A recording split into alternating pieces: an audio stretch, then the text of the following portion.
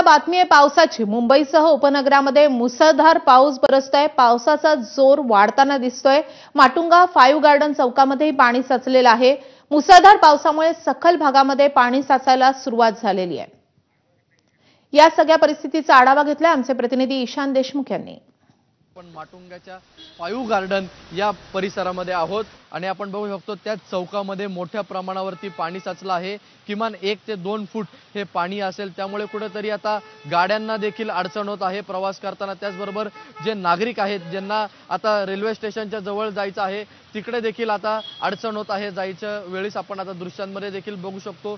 त्याचबरोबर हा पाणीचा निचरा आता कसा होईल याकडे देखील आता लक्ष लागलं आहे। महानगरपालिकेकडून सक्शन मशीन सध्या इकडे आणण्यात येत आहेत आणि एकंदरीत हे पाणी काढण्याची प्रक्रिया देखील आता महानगरपालिकेकडून सुरुवात करण्यात येत आहे। त्यामुळे कुठेतरी आज आठवड्याचा पहिला दिवस आहे, सोमवार आहे।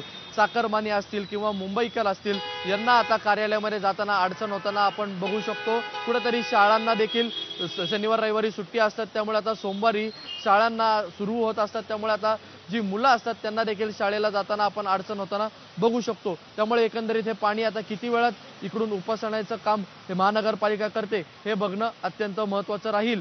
कॅमेरामन अजित कदमसह ईशान देशमुख, एबीपी माझा, मुंबई।